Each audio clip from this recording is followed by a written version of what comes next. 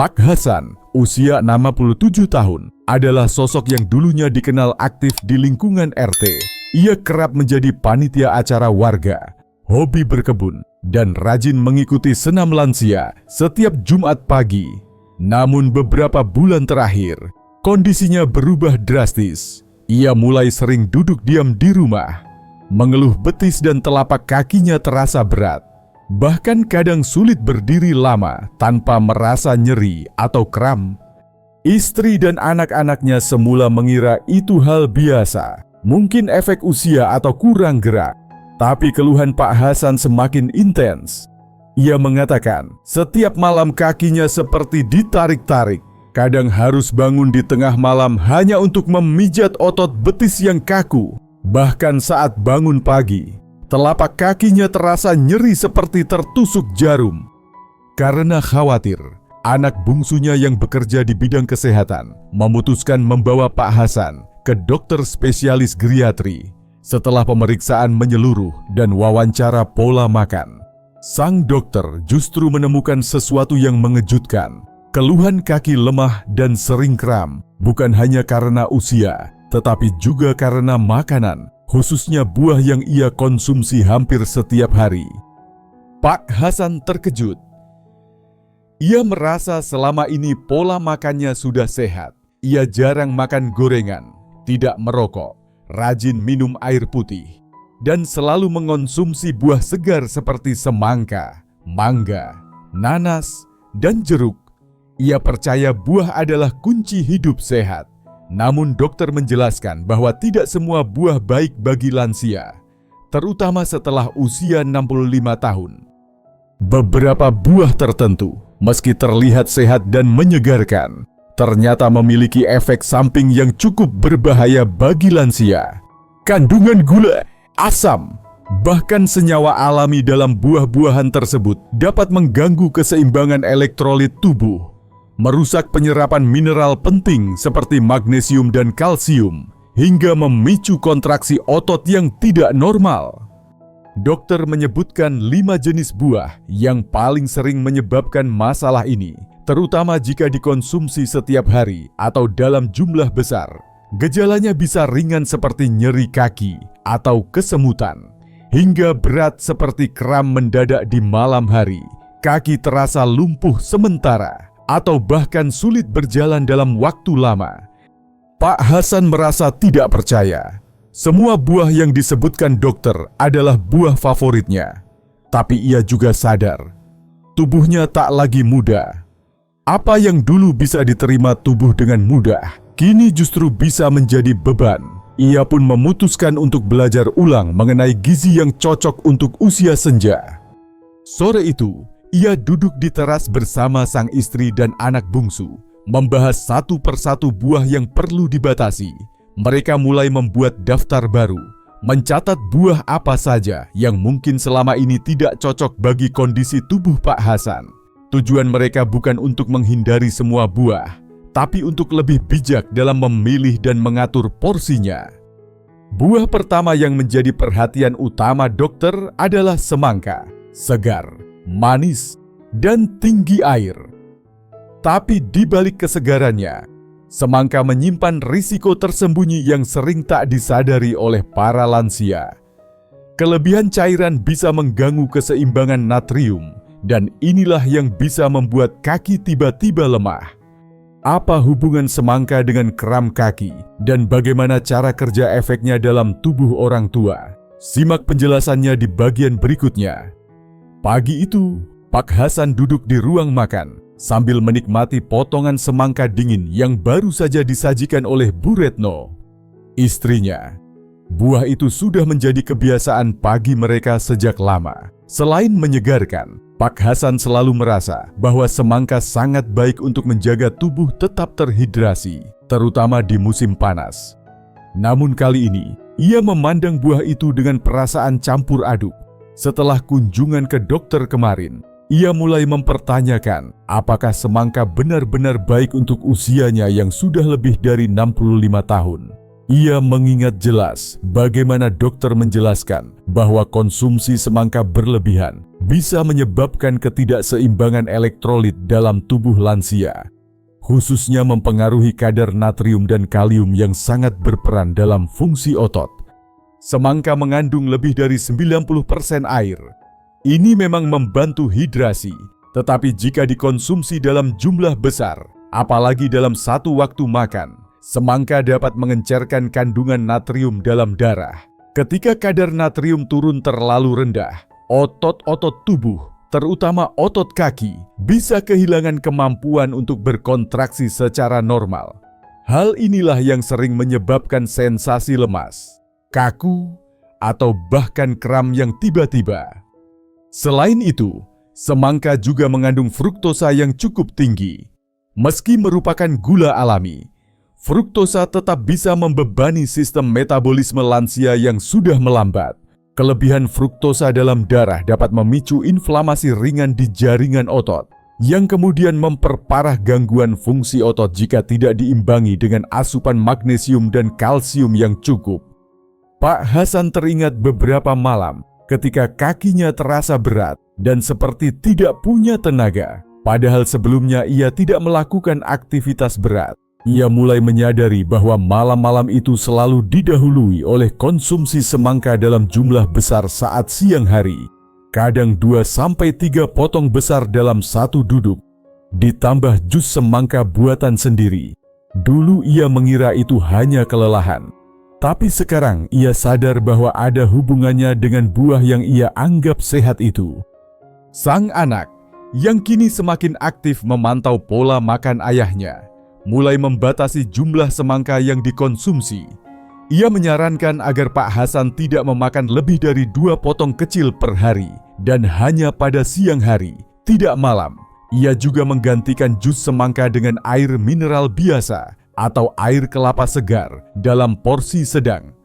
Sebagai pengganti rasa manis dan segar dari semangka, Bu Retno mulai mencoba menyajikan buah lain seperti apel hijau atau pir yang memiliki kadar air lebih seimbang dan tidak terlalu mempengaruhi kadar natrium tubuh. Pak Hasan awalnya agak kesulitan. Ia sudah terbiasa makan semangka setiap hari, terutama karena rasa segarnya yang sangat cocok di lidah.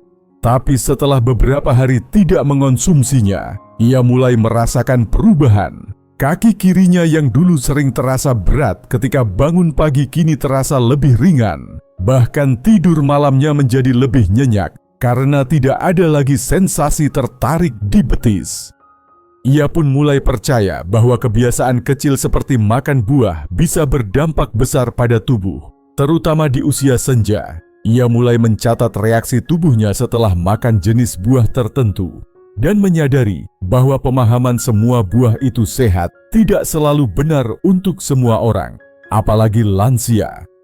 Namun semangka bukan satu-satunya buah yang menjadi penyebab utama. Dokter juga mengingatkan bahwa masih ada buah lain yang kandungan asam dan gulanya cukup tinggi dan bisa menyebabkan gangguan keseimbangan mineral dalam tubuh. Buah ini bahkan sering disebut sebagai penambah imun. Padahal jika dikonsumsi berlebihan, justru bisa menjadi penyebab utama kelemahan otot kaki dan kram mendadak. Apa buah tersebut dan bagaimana cara kerjanya di dalam tubuh lansia akan dibahas lebih lengkap di bagian berikutnya. Pak Hasan duduk di taman kecil samping rumah sambil mengupas satu buah jeruk manis. Udara pagi terasa hangat dan menyegarkan. Sangat cocok ditemani rasa segar dari jeruk yang sudah lama menjadi bagian dari kebiasaannya. Namun kini, ia tidak bisa menikmati jeruk itu dengan pikiran tenang. Sejak mendengar dari dokter bahwa jeruk termasuk salah satu buah yang bisa memperburuk kondisi otot pada lansia, pikirannya mulai dipenuhi pertanyaan. Bukankah jeruk terkenal sebagai sumber vitamin C yang sangat baik? Tidakkah vitamin ini justru membantu memperkuat daya tahan tubuh? Apakah benar jeruk bisa membuat kaki jadi lemas dan kram? Anak bungsunya yang kini selalu membantunya mengatur pola makan, menjelaskan bahwa memang benar, jeruk sangat kaya vitamin C dan baik untuk sistem kekebalan. Namun untuk tubuh lansia, kandungan asam sitrat dalam jeruk bisa menjadi masalah tersendiri. Asam sitrat ini, bila masuk dalam tubuh dalam jumlah besar, bisa menyebabkan ketidakseimbangan pH darah yang mengganggu fungsi normal sel, termasuk sel otot. Selain itu, jeruk juga memiliki kadar fruktosa alami yang tidak rendah. Saat tubuh seorang lansia mengonsumsi terlalu banyak fruktosa, metabolisme hati akan bekerja lebih keras. Dalam jangka panjang, proses ini bisa memicu inflamasi tingkat rendah di jaringan otot, yang kemudian menyebabkan otot menjadi lebih sensitif terhadap kontraksi tak terkendali.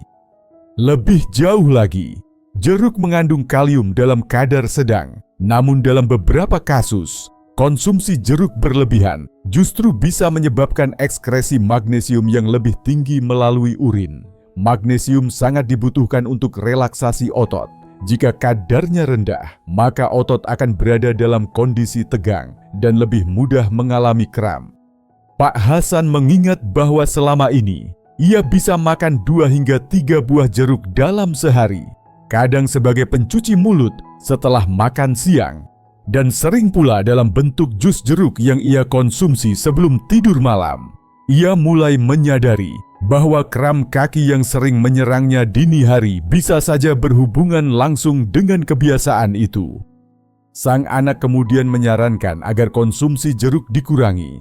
Ia tetap boleh menikmati jeruk, tapi hanya 1 buah kecil per hari dan sebaiknya dikonsumsi di pagi atau siang hari, bukan malam. Selain itu, jus jeruk pekat diganti dengan air lemon encer tanpa gula agar tetap mendapat rasa segar dan sedikit vitamin C tanpa asam berlebih. Bu Retno, istrinya, juga mulai menyesuaikan menu rumah. Ia mengganti jeruk dengan potongan apel dan buah naga yang lebih netral di perut. Mereka juga menambahkan sayuran hijau dalam makanan harian Pak Hasan agar kebutuhan mineral tubuh tetap terpenuhi secara alami. Perubahan kecil ini ternyata berdampak besar. Dalam waktu 1 minggu, Pak Hasan merasakan perubahan signifikan. Ia bisa tidur lebih nyenyak, tidak lagi terbangun karena kram betis. Bahkan saat bangun pagi, ia bisa langsung berdiri tanpa rasa berat di kaki. Kini ia semakin yakin bahwa pemilihan buah yang tepat sangat berpengaruh terhadap kesehatan otot lansia. Ia juga mulai mencatat pola konsumsi buah setiap hari agar bisa lebih mudah melacak efeknya terhadap tubuhnya. Ia mengerti bahwa tubuhnya sekarang membutuhkan perlakuan berbeda dibanding saat masih muda. Namun, perjalanan belum selesai. Masih ada buah ketiga yang ternyata banyak dikonsumsi oleh masyarakat Indonesia, bahkan dianggap makanan pelancar pencernaan. Tapi di sisi lain, buah ini juga dikenal memiliki kandungan enzim dan asam yang tinggi, yang bisa menyebabkan gangguan otot jika dikonsumsi oleh lansia secara rutin. Siang itu, Bu Retno sedang menyiapkan hidangan makan siang sambil memotong nanas segar yang baru dibeli dari pasar. Aromanya tajam dan menggoda, khas nanas yang sudah matang sempurna. Ia berniat menyajikannya sebagai pencuci mulut setelah makan, karena selama ini mereka percaya bahwa nanas membantu melancarkan pencernaan, apalagi setelah makan makanan berat. Namun Pak Hasan yang duduk di meja makan segera teringat kembali pembicaraannya dengan dokter dan anaknya. Ia mengangkat tangan pelan. "Bu, nanti nanasnya potong sedikit saja ya. Jangan terlalu banyak." Bu Retno berhenti sejenak, tampak bingung, sebelum akhirnya mengangguk. Mereka berdua tahu, tubuh Pak Hasan tidak bisa lagi sembarangan mengonsumsi buah, meskipun yang dikonsumsi tampak sehat. Nanas memang buah tropis yang sangat digemari, rasanya segar, sedikit asam dan manis, serta mengandung enzim bromelain yang dipercaya baik untuk sistem pencernaan. Namun, bromelain juga memiliki efek samping tersembunyi jika dikonsumsi dalam jumlah besar, terutama oleh lansia. Dokter menjelaskan bahwa bromelain adalah enzim proteolitik, artinya enzim yang memecah protein. Pada jumlah tertentu, ia membantu tubuh mencerna makanan berat. Tapi bila dikonsumsi terlalu banyak atau terlalu sering, enzim ini bisa memicu iritasi pada lapisan lambung dan usus, membuat sistem pencernaan menjadi tidak stabil. Akibatnya, penyerapan nutrisi penting, terutama magnesium dan kalsium, bisa terganggu. Magnesium dan kalsium, seperti yang sudah dipahami Pak Hasan dari pengalaman sebelumnya, adalah dua mineral penting yang menjaga kestabilan fungsi otot. Ketika kadar keduanya terganggu, otot kaki menjadi lebih cepat lelah, lebih mudah mengalami kram, dan terasa lemas meski tidak banyak bergerak. Selain itu, kandungan asam dalam nanas cukup tinggi. Asam ini bisa memengaruhi tingkat keasaman tubuh secara keseluruhan. Dalam jangka panjang, kondisi ini membuat sistem saraf dan otot menjadi lebih sensitif, menyebabkan kontraksi otot yang tidak stabil dan bahkan mengganggu koordinasi gerakan tubuh. Pak Hasan mengingat bahwa beberapa kali setelah makan nanas dalam jumlah agak banyak, ia merasa kakinya seperti berat untuk melangkah. Ia juga sering merasa kesemutan di malam hari, terutama di telapak kaki. Saat itu, ia tidak menyangka bahwa buah yang ia anggap sehat bisa menjadi pemicu kondisi tersebut. Anak mereka menyarankan agar nanas hanya dikonsumsi dalam jumlah kecil dan sebaiknya tidak setiap hari. Jika ingin tetap menikmatinya, nanas sebaiknya dikombinasikan dengan buah lain yang lebih netral dan dikonsumsi sebagai camilan siang, bukan malam hari. Jus nanas murni pun sebaiknya dihindari karena konsentrasi asam dan enzimnya terlalu tinggi. Bu Retno kemudian mencoba menyajikan nanas dalam bentuk tumisan ringan atau ditambahkan sedikit dalam sayur asam agar tidak dikonsumsi dalam jumlah besar. Ia juga memperhatikan apakah Pak Hasan mengalami keluhan setelah makan dan mencatat perubahan yang terjadi dari waktu ke waktu. Dalam waktu beberapa hari setelah membatasi konsumsi nanas, Pak Hasan kembali merasakan perbedaan. Ia tidak lagi merasakan berat di kaki saat bangun pagi. Ia juga bisa berjalan keliling halaman rumah lebih lama tanpa cepat lelah. Tidur malamnya pun terasa lebih tenang tanpa gangguan kram. Pak Hasan pun menambahkan nanas ke dalam daftar buah yang harus diwaspadai. Ia sadar bahwa di usia senja, tubuhnya tidak bisa lagi menerima makanan seperti dulu. Setiap asupan harus diperhitungkan efeknya, termasuk buah-buahan tropis yang selama ini dianggap teman kesehatan. Namun cerita belum berakhir. Masih ada satu buah lagi yang akan dibahas. Buah yang sering disebut sebagai penambah tenaga karena rasa manisnya. Tapi di balik itu, buah ini menyimpan kandungan gula yang sangat tinggi, serta bisa memperburuk ketegangan otot dan kelemahan kaki jika dikonsumsi berlebihan oleh lansia. Sore itu, Pak Hasan duduk di kursi rotan favoritnya sambil memandangi mangga matang yang baru saja dipetik dari pohon belakang rumah. Buah itu berwarna kuning keemasan, harum, dan begitu menggoda. Sejak muda, ia selalu menyukai mangga, baik dimakan langsung, dijadikan jus, atau dicampur dalam salad buah. Namun setelah mengetahui bahwa mangga termasuk dalam daftar buah yang harus dibatasi untuk lansia, terutama mereka yang sering mengalami kram dan kelemahan otot, Pak Hasan merasa ragu. Ia menatap buah itu cukup lama sebelum akhirnya memutuskan hanya memotong seiris kecil saja. Anak bungsunya, yang kini semakin aktif mengawasi makanan ayahnya, menjelaskan bahwa mangga memiliki kandungan fruktosa yang sangat tinggi. Fruktosa adalah jenis gula alami yang meskipun tidak seberbahaya gula tambahan, tetap dapat menimbulkan masalah metabolik, terutama bagi orang lanjut usia yang mengalami penurunan kemampuan tubuh dalam mengatur kadar gula darah dan elektrolit. Saat fruktosa masuk ke dalam tubuh dalam jumlah besar, hati akan bekerja keras untuk memprosesnya. Jika asupan fruktosa berlebihan dan terjadi terus-menerus, proses ini bisa mengganggu keseimbangan mineral tubuh seperti magnesium dan kalsium. Kedua mineral ini penting untuk kestabilan dan fungsi otot. Bila terganggu, otot menjadi lebih mudah lelah, tegang, dan akhirnya mengalami kram.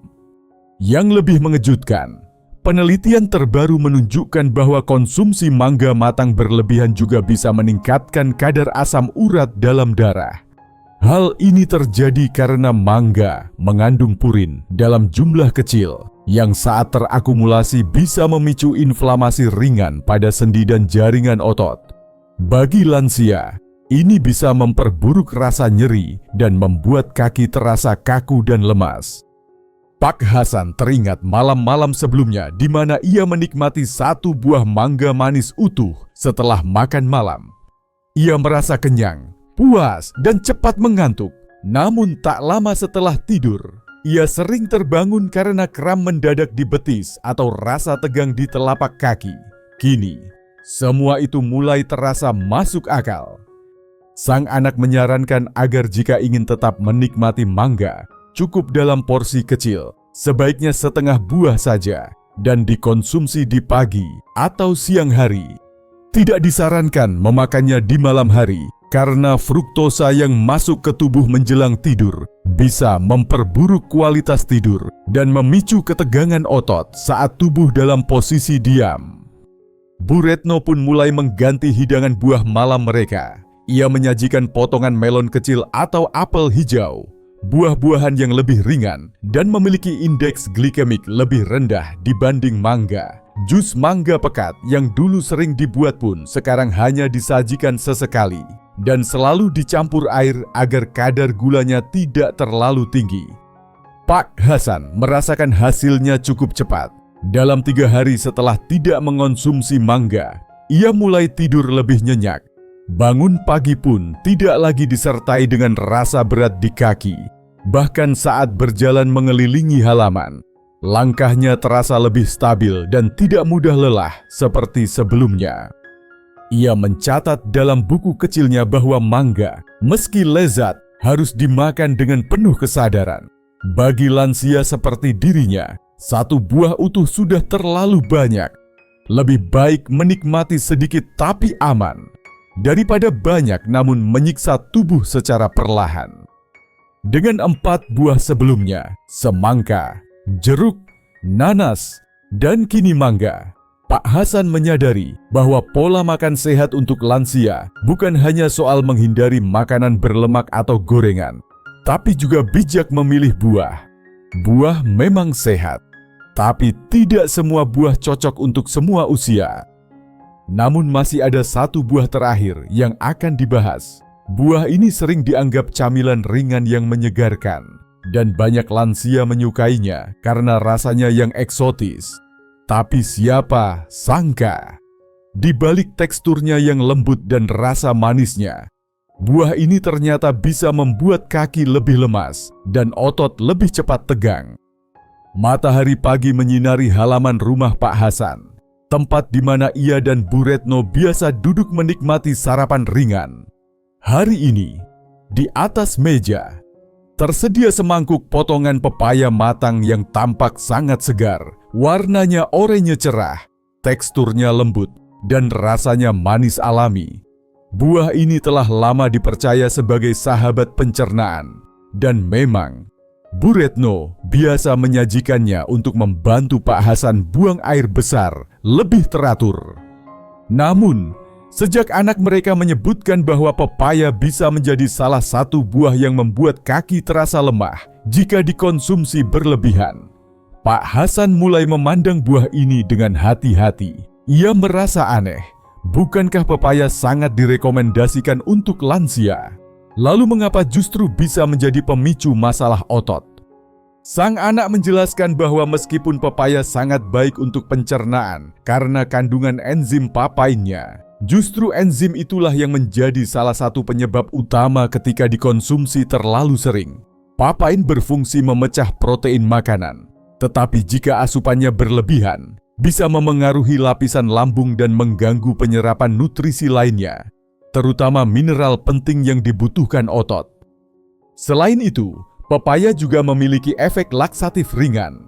Artinya, ia dapat mempercepat gerakan usus, meskipun membantu pencernaan. jika dikonsumsi terlalu sering. Efek ini bisa menyebabkan tubuh kehilangan cairan dan elektrolit secara perlahan, namun terus-menerus. Elektrolit seperti kalium dan magnesium adalah kunci utama dalam menjaga fungsi otot tetap seimbang dan tidak mudah tegang. Pada usia di atas 65 tahun, kemampuan tubuh dalam menahan dan menyerap mineral dari makanan mulai menurun. Maka saat tubuh sering kehilangan elektrolit karena konsumsi buah seperti pepaya yang bersifat pelancar, otot pun menjadi korban. Kaki terasa lemah, betis sering nyeri, dan kram muncul mendadak di malam hari.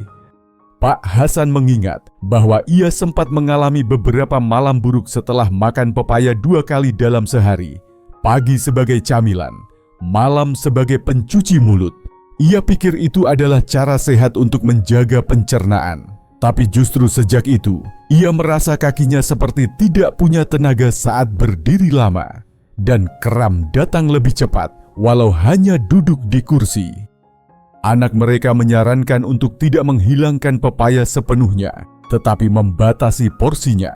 1 potong kecil saja sudah cukup dalam sehari, dan tidak dikonsumsi saat malam hari. Selain itu, ia disarankan untuk menyeimbangkan dengan makanan tinggi magnesium seperti bayam, kacang-kacangan, atau sedikit pisang. Bu Retno pun menyesuaikan menu keluarga. Ia tidak lagi menyajikan pepaya setiap hari, melainkan hanya 2-3 kali dalam seminggu. Dengan porsi kecil, ia juga menggantinya dengan buah lain, seperti apel atau buah naga yang lebih seimbang dan tidak memiliki efek samping terhadap otot. Dalam 2 minggu sejak mengatur kembali pola makan buahnya, termasuk membatasi pepaya, kondisi Pak Hasan semakin membaik. Ia tidak hanya terbebas dari kram malam hari, tetapi juga merasa lebih kuat saat berjalan pagi. Otot kakinya tidak lagi terasa kaku atau berat seperti sebelumnya. Pak Hasan pun menyelesaikan daftar pribadinya. 5 buah yang selama ini ia anggap sehat, ternyata bisa menjadi sumber kelemahan otot dan penyebab kram setelah usia 65. Semangka karena kelebihan air dan fruktosa. Jeruk karena asam sitrat dan potensi mengganggu magnesium, nanas karena bromelain dan keasaman tinggi, mangga karena fruktosa dan potensi peningkatan asam urat, dan pepaya karena papain serta efek laksatifnya. Dari luar, buah-buahan itu tampak aman, rasanya manis, segar, bahkan dianggap wajib bagi kesehatan. Tapi Pak Hasan kini mengerti bahwa setelah usia 65, tubuh memiliki aturan baru. Apa yang dulu menyehatkan, kini bisa menjadi tantangan jika tidak disesuaikan dengan kondisi tubuh yang berubah. Pesannya sederhana, bukan semua buah harus dihindari, tetapi semua buah harus dikonsumsi dengan bijak. Pahami sinyal tubuh. Dengarkan apa yang dirasakan otot dan sendi setelah makan. Dan jangan anggap enteng efek dari sesuatu yang tampak sepele seperti buah meja. Kini, Pak Hasan merasa lebih tenang. Ia menikmati buah bukan karena ikut-ikutan, tetapi karena tahu apa yang terbaik untuk tubuhnya. Ia membuktikan bahwa dengan penyesuaian kecil, lansia tetap bisa sehat, kuat, dan terhindar dari kram yang mengganggu, bahkan tanpa harus bergantung pada obat.